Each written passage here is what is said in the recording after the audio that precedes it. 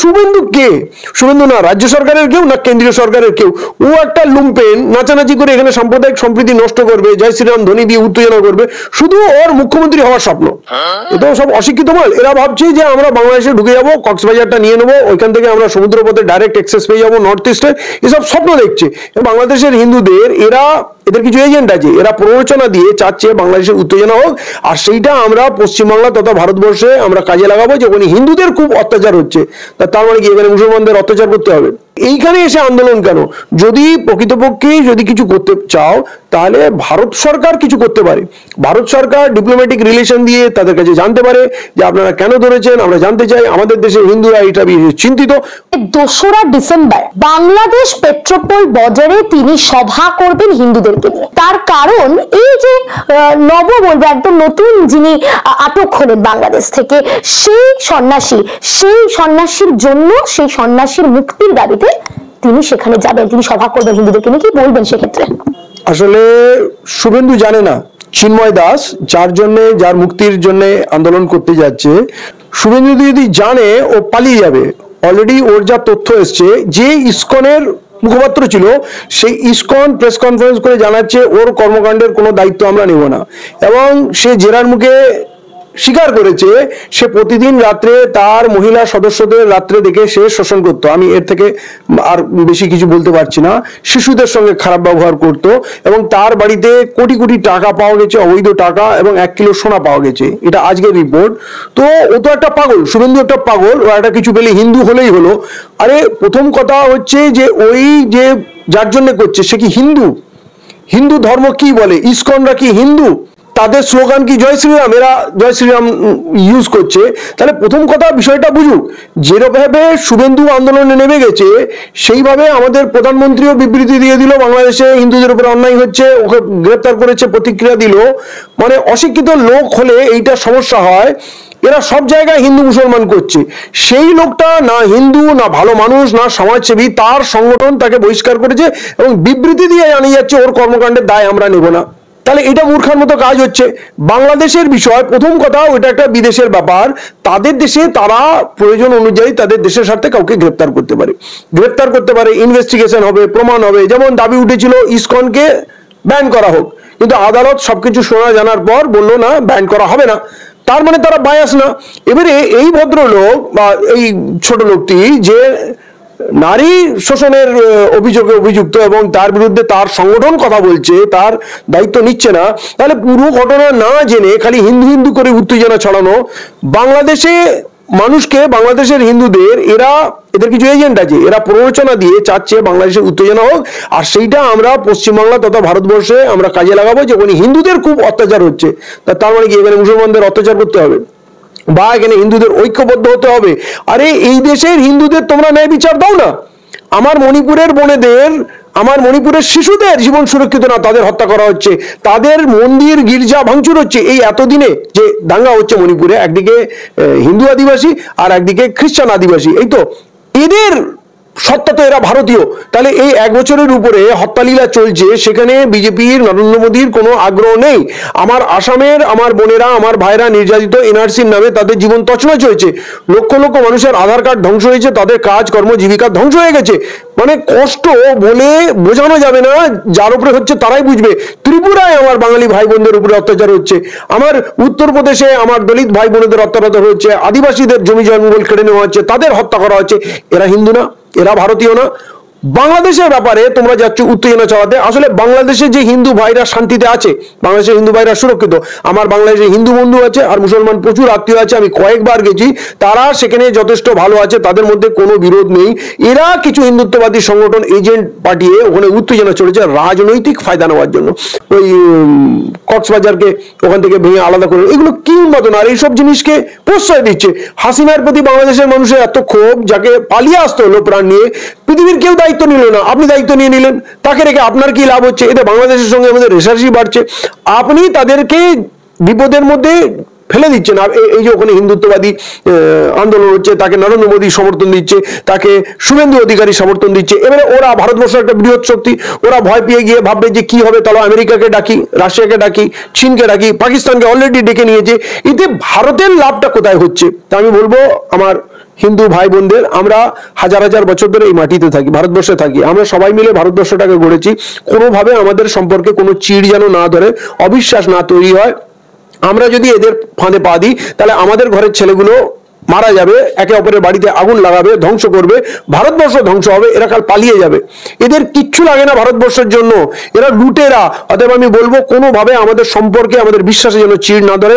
খুব তলিয়ে ভাবুন, ওই যে চিন্ময় দাস, সেই লোকটা কেমন, তার কার্যকাণ্ড কেমন, সব তো সামনে আসছে। তারা যদি বায়াস হতো তাহলে ইসকনকে তারা ব্যান করতে পারতো, ক্ষমতা আছে। আমাদের দেশে সিমিকে ব্যান করা হয়েছে, পপুলার ফ্রন্ট অফ ইন্ডিয়াকে ব্যান করেছে, কিন্তু তারা করেনি। তাহলে একটা অপরাধীকে যদি ধরে, তার জন্য আমাদের দেশের হিন্দুরা অলরেডি আজকে রাস্তায় নেমে গেছে, বর্ডার সিল করব। অলরেডি কেন্দ্র সরকার ওখান থেকে আলু পেঁয়াজ যাওয়া বন্ধ করে দিয়েছে, কোনো ব্যবসা করবো না, ওখানে বাংলাদেশিদের কোনো ভিসা দেবো না, বাংলাদেশিরা এখানে আসতে পারবে না। ক্ষতিকার হবে। পশ্চিমবাংলার ইকোনমিতে বিশাল ধস নেমেছে। বাংলাদেশিরা আসলো, বেশিরভাগ ভেলোরে চিকিৎসা করতে যেত, নাহলে নিউ মার্কেটে কলকাতায় এসে কেনাকাটা করতো, ঘুরতো। তারা না আসার জন্য এখানকার ব্যবসা বসে যাচ্ছে। ভারতের অর্থনীতিতে বিশাল একটা ক্ষতি। এবং ভারতের যে ট্যুরিজম, ফরেন ট্যুরিজম আসে, তার 30 থেকে 35% শুধু বাংলাদেশি আসতো। তাহলে এই লস কে ভরপাই করবে? এই জীবিকা তো ভারতবর্ষের মানুষ পেত, তাদের অর্থনীতি উন্নত হতো, তারা রোজগার পেত। বাংলাদেশের ভাই বোন, আমাদের হিন্দু মুসলমান প্রত্যেকেরই আত্মীয় বাংলাদেশে আছে। অর্থাৎ বাংলাদেশ যদি উন্নতি করে, বাংলাদেশে যদি শান্তি থাকে, সেটা কিন্তু আমাদের জন্য ভালো। বাংলাদেশ আমাদের থেকে আলাদা নাই, ভারতবর্ষ থেকে, বাংলা থেকে ভাগ করে শুধু ভারতবর্ষ থেকে বাংলা দ্বিখণ্ডিত হয়েছে। আমাদের এখনো হৃৎপিণ্ডে বাংলা আছে। কার মাসি, কার কাকা, কার ভাই বোন বাংলাদেশে থাকে না বলুন? হিন্দু মুসলমান কেউ বলতে পারবে না। আমরা সেইখানে আগুন লাগাবো, সেখানে অশান্তি করব, এইটা কখনো না। কাল পর্যন্ত আমাদের বাংলাদেশে তাকাতে হয়নি, ওদিক থেকে কোনো বিপদ নেই। নরেন্দ্র মোদীর এই হাসিনাকে তুলে এনে এই কাজটা করার পর এখন ওইখানে বিদেশি শত্রুরা এসে ঘাঁটি বাঁধছে, ভারতবর্ষের জন্য একটা মাথা ব্যথার কারণ হয়েছে। অতএব এদের খপ্পরে কেউ পা দেবেন না, সাবধানে থাকবেন, সাম্প্রদায়িক সম্প্রীতি বজায় রাখুন। আমরা হাজার হাজার বছর ধরে যেমন ছিজি, বিজেপি আছে, আরএসএস আছে, কাল থাকবে না, কিন্তু আমরা থাকবো, আমাদের সন্তানরা থাকবে। অতএব খুব সাবধান হবে, কোনোভাবে আমাদের সম্পর্কে যেন অবিশ্বাস না তৈরি হয়, আমাদের সম্প্রীতি যেন না ভেঙে যায়। কিন্তু বিজেপি একেবারে হুমকি দিচ্ছে যে চিন্ময় কৃষ্ণ দাসকে যদি মুক্তি না দেওয়া হয় তাহলে পশ্চিমবঙ্গে অবরোধ আনা হবে। এটার কি কারণ? কোনো রাজনৈতিক অভিসন্ধি? এরা এখানে উত্তেজনা ছড়িয়ে ধর্মীয় আবেগ তৈরি করে পশ্চিমবাংলায় 2026-এ ক্ষমতায় আসতে যায়। এদের রাজনৈতিক উদ্দেশ্য ছাড়া কোনো কাজ নেই। তাতে হিন্দুরা মরলো না মুসলমানরা মরলো বাঁচলো, এদের কিচ্ছু যায় আসে না। এরা শুধু এদের গদি চায়, রাজনীতি চায়। এরা লুটেরা, এরা ডাকাত, এবং আজও পর্যন্ত বাংলায় এরা কোনো ভালো কাজ করেনি, কারো কোনো উপকার আসেনি। অতএব এরা পুরোপুরি রাজনীতি করছে। আর চিন্ময় দাস যদি ওইখানে অ্যারেস্ট হয়, তাতে ভারতবর্ষের কি যায় আসে? পৃথিবীতে অনেক লোক অ্যারেস্ট হচ্ছে, বাংলাদেশেও অনেক লোক অ্যারেস্ট হচ্ছে। বাংলাদেশে এত বড় লড়াই করলো, কতগুলো মানুষের হত্যা হলো, আমরা কোনো কিছুতে ইনভলভ হলাম না। একটা মানুষকে শুধু অ্যারেস্ট করেছে, তার এখনো জাজমেন্ট আসেনি, তার এখনো শাস্তি ক্লিয়ার হয়নি, কিছু হয়নি। ভারতবর্ষে তো কত লোকের শাস্তি হচ্ছে, ফাঁসি হচ্ছে, কত কিছু হচ্ছে, এনকাউন্টার হচ্ছে। তো তাহলে আমাদের দেশের ব্যাপার নিয়ে যদি অন্য কোনো দেশ লাফালাফি করে আমাদের কেমন লাগে? তাহলে বাংলাদেশে একটা অপরাধী অপরাধে অভিযুক্ত, তাকে গ্রেপ্তার করেছে। এখানে আন্দোলনটা হবে কেন? এটা আমি কঠোরভাবে কন্ডেম করছি এবং বাংলার মানুষকে বলবো, এদের প্ররোচনায় পা দেবেন না। এরা অ্যাকচুয়ালি এখানকার পরিবেশ নষ্ট করছে, এবং এতে আমাদের শুধু সম্পর্ক নষ্ট হবে না, আমাদের ইকোনমি ধ্বংস হবে। বাংলার ইকোনমি ধ্বংস করতে চাচ্ছে, পঙ্গু করতে চাচ্ছে। এরা তো আমাদের কিছু দেয় না। অতএব এইখানে এসে আন্দোলন কেন? যদি প্রকৃতপক্ষে যদি কিছু করতে চাও, তাহলে ভারত সরকার কিছু করতে পারে। ভারত সরকার ডিপ্লোম্যাটিক রিলেশন দিয়ে তাদের কাছে জানতে পারে যে আপনারা কেন ধরেছেন, আমরা জানতে চাই, আমাদের দেশে হিন্দুরা এটা চিন্তিত, অবশ্যই করতে পারে। আপনি এটা করুন। কিন্তু শুভেন্দু কে? শুভেন্দু না রাজ্য সরকারের কেউ, না কেন্দ্রীয় সরকারের কেউ। ও একটা লুম্পেন, নাচানাচি করে এখানে সাম্প্রদায়িক সম্প্রীতি নষ্ট করবে, জয় শ্রীরাম ধ্বনি দিয়ে উত্তেজনা করবে। শুধু ওর মুখ্যমন্ত্রী হওয়ার স্বপ্ন, ও পশ্চিমবঙ্গের মুখ্যমন্ত্রী, এইটা স্বপ্ন। তাহলে ওর সম্পদ, ওর স্বপ্ন পূরণ করার জন্য কি আমরা বাংলাটাকে জলাঞ্জলি দেবো, বাংলায় আগুন লাগাবো? এই লোকটা উন্মাদ, আজ পর্যন্ত কিছু করেনি, করতেও পারবে না। আর ওকে সবাই চেনে, ও সাবধানতা তো জড়িত ছিল, অমিত শাহকে ম্যানেজ করে এইসব পদ্ধতি দিয়ে আবুল তাবুল কথা বলছে। অতএব এখানে আন্দোলনটা একেবারে অযৌক্তিক, অবাস্তব, এবং এতে শুধু আমাদের পরিবেশ নষ্ট হবে, আর কিচ্ছু হবে না। কিন্তু সমস্যাটা হলো এই যে আমাদের ভারতের বেশ কিছু মেইনস্ট্রিম মিডিয়া, তারা একেবারে জিনিসটাকে এমন ভাবে দেখানো হচ্ছে বা দেখাচ্ছেন যে ভারতের ওপর বাংলাদেশের একটা বৃহৎ প্রভাব পড়তে চলেছে। সেরকম কি কিছু হবে, নাকি এটা সম্পূর্ণভাবে অন্য কোনো কারণে দেখানো হচ্ছে? এরা একটা অভিসন্ধি করছে, যে কারণে হাসিনাকে এখানে রেখেছে। এরা কাশ্মীরটাকে যেভাবে ভেঙে দিল, এরা সব ডাল ভাত মনে করে। বাংলাদেশ একটা আলাদা দেশ ভাবছে, বাংলাদেশের তো বেশি গোলাগুলি নেই, ওদের মিসাইল, রকেট, নিউক্লিয়ার কিছু নেই, তো বাংলাদেশটা ঢুকে যাবো। এটা জিদের ব্যাপার। হাসিনা আমাদের লোক, হাসিনাকে ওখানে বসাতেই হবে। ওই যেভাবে ওই তামিলনাড়ুর সরকার পাল্টে দেয়, হরিয়ানার সরকার পাল্টে দিলাম, গোয়ার সরকার কিনে নিলাম, এই পশ্চিমবাংলার প্রেসিডেন্ট রুল করে দিলাম, এটাও সব অশিক্ষিত মাল। এরা ভাবছে যে আমরা বাংলাদেশে ঢুকে যাবো, কক্সবাজারটা নিয়ে নেবো, ওইখান থেকে আমরা সমুদ্রপথে ডাইরেক্ট অ্যাক্সেস পেয়ে যাবো নর্থ ইস্টে।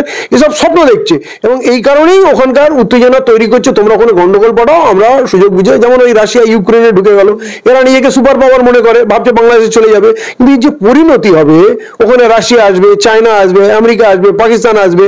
এই যে ফিলিস্তিনের মানুষের কাছে খাবার নেই, তাদের ওই যুদ্ধ কে করছে? জর্ডান করছে, হুতিরা করছে, ইয়ামানের হুতিরা করছে, ওদিকে ইরান করছে, ওদিকে আরো অন্য দেশ লজিস্টিক সাপ্লাই দিচ্ছে, রাশিয়া তাদের টেকনোলজি দিচ্ছে, নর্থ কোরিয়া দিচ্ছে। তাহলে পৃথিবীতে বড় বড় সুপার পাওয়ারকে আমরা হারতে দেখেছিলাম। যখন ভিয়েতনামে গেছিল আমেরিকা, দীর্ঘদিন যুদ্ধ করার পর হেরেছে। আফগানিস্তানে 20 বছর যুদ্ধ করার পর হার মেনে চলে গেল। আফগানিস্তানের লোকের কাছে কি টেকনোলজি ছিল? পায়ে চটি ছিল না, কিছু ছিল না। তার মানে তুমি এইটা কোথাও কোনো ভ্যাকিউম ভেবো না যে আমি বাংলাদেশটাকে দখল করে নেবো আর কেউ কিছু বলবে না। এবং তার জন্য যে মূল্য আমাদের দিতে হবে, বাংলাটা তো ছাড়কার হয়ে যাবে, কারণ বাংলার উপর দিয়ে কর্মকাণ্ড হবে। ওইখানে যে ভাইটা মরবে, আমার বাংলাদেশে হিন্দু মুসলমান যেই মরুক সেটা আমার ভাই, আর এই পারে যারা মরবে সেটা আমার ভাই। ইন্ডিয়ান আর্মির যে লোকগুলো তারা আমার ভাই, বাংলাদেশের আর্মির লোকগুলো আমরা ভাই, আমরা তো বাঙালি। তো এই যে এরা পরিকল্পনা করছে, এরা স্বপ্ন দেখছে, তাহলে হাসিনাকে এখানে বসিয়ে রাখার কোনো যুক্তি নেই। পৃথিবীর কেউ তাকে জায়গা দেয়নি, তার তো সম্পর্ক পৃথিবীর অনেক দেশের সঙ্গে ছিল। তাহলে ওই বাংলাদেশে যে আমরা অশান্তি তৈরি করার চেষ্টা করছি, এখন তো এটা প্রমাণ হয়ে গেছে। ওখানে একটা ক্রিমিনাল ধরা পড়েছে, তার বিরুদ্ধে অভিযোগ আছে, প্রধানমন্ত্রী কথা বলে দিল যে ইসকন স্বয়ং তাকে অস্বীকার করছে, তাহলে প্রধানমন্ত্রী তার দায়িত্ব নিয়ে নিল, আপনি তার জন্য প্রতিক্রিয়া দিচ্ছেন। তাহলে এটা কিরকম পাগলামো হচ্ছে, এবং এইটা যে ভারতবর্ষের জন্য কত বড় বুমেরাং হবে, কত বড় ক্ষতির কারণ হবে, আন্তর্জাতিক ভাবে আমরা তো লজ্জিত হবই। এটা মানবাধিকার উল্লঙ্ঘন, আন্তর্জাতিক মানে আইনের উল্লঙ্ঘন হবে, এবং প্রতিবেশীর সঙ্গে প্রায় সম্পর্ক নেই। শ্রীলঙ্কার সঙ্গে সম্পর্ক নেই, মালদ্বীপের সঙ্গে সম্পর্ক নেই, নেপালের সঙ্গে সম্পর্ক নেই। পাকিস্তান জন্মসূত্রে আমাদের শত্রু, বাংলাদেশ ছিল, সেইটাকে আমরা হারাচ্ছি। তাহলে আমরা দেশটাকে কোন বিপদের দিকে ঠেলে নিয়ে যাচ্ছি? নাকি এই করে এরা অস্ত্র কেনা বেচা করবে বা ডিফেন্সের মাল মশলা নিয়ে, এতে তো হিসাব গরমিল করতে খুব সুবিধা হয়, কারণ সিক্রেট ডিল হয়, কোন মাল কত কিনেছিলাম কাউকে বলার দরকার নেই, আমার কাছে কত বারুদ ছিল আর যুদ্ধে কত মিসাইল খরচা হয়ে গেছে কিছু জানা নেই। এখানে একটা ফেক ওয়ার করে লক্ষ লক্ষ কোটি টাকার একটা ম্যানিপুলেশন হবে। তো এদের মাথায় ভালো বুদ্ধি তো থাকে না। বাংলাদেশটাকে খুঁচিয়ে ঘা করা হচ্ছে, এবং এই যে কার্যকলাপটা এরা করতে যাচ্ছে, এটা খুব ভয়ঙ্কর। দেশের মানুষ যদি এখনই এদের বুঝতে না পারে, তখন যুদ্ধ আমরা কখনো চাই না। সেটা ফিলিস্তিনে হোক, সেটা আফগানিস্তানে হোক, সেটা রাশিয়া হোক, ইউক্রেনে হোক, বা ইউরোপে হোক, আফ্রিকায় হোক, বা ভারতবর্ষে হোক, যুদ্ধ কখনো ভালো কিছু করে না। এবং এরা যে জায়গায় খুঁচিয়ে নিয়ে যাচ্ছে, অলরেডি বাংলাদেশ কিন্তু হুমকি দিচ্ছে, আমরা কিন্তু ভারতকে ভয় পাই না, পৃথিবীর সমস্ত দেশ কিন্তু আমাদেরই পাশে দাঁড়াবে। ইউনূস সাহেব অলরেডি বিবৃতি দিয়েছে, তার মানে সেও আগাম সিগন্যাল দিচ্ছে এখানে আসলে কিন্তু তোমার জন্য ভালো হবে না। তাহলে এইটা কি খুব আকাঙ্ক্ষিত প্রতিবেশীর সঙ্গে? তো এটা আমাদের ডিপ্লোম্যাটিক্যাল ফেলিওর। অলরেডি হাসিনাকে এখানে রাখাটা একটা ব্লান্ডার। মানে একটা দেশের পলাতক প্রধানমন্ত্রী, বহিষ্কৃত প্রধানমন্ত্রী, তাকে এখানে প্রোটোকল দেওয়ার তো কিছু নেই। আমরা অন্য দেশের প্রধানমন্ত্রী আসলে তাকে প্রোটোকল দেবো, সম্মান দেবো, কিন্তু সে তাদের দেশের পলাতক ব্যক্তি, এখন সে প্রধানমন্ত্রীও না, তাকে গুছিয়ে রেখে লাভ কি? ওনার পরিকল্পনা কি? এখনো পর্যন্ত নরেন্দ্র মোদী বলেছে কি যে হাসিনাকে আমরা এই কারণে আশ্রয় দিলাম, এবং প্রথমে বলেছিল আমরা টেম্পোরারি আশ্রয় দিচ্ছি, উনি পরে উনার চলে যাবেন। তো হিউম্যানিটেরিয়ান গ্রাউন্ডে টেম্পোরারি আপনি ওনাকে আশ্রয় দিয়েছেন, মেনে নিলাম। তাহলে এখন তো 3 মাস হয়ে গেল, এখন কি এটা টেম্পোরারি? আর যদি পার্মানেন্ট থাকে, তাহলে আপনি তার যুক্তি দেখান কেন তাকে রাখছেন, আর ভারতবর্ষের তাতে লাভ কি সেটা তাকে বলতে হবে। এখনো পর্যন্ত উনি কোনো কথা বলেননি।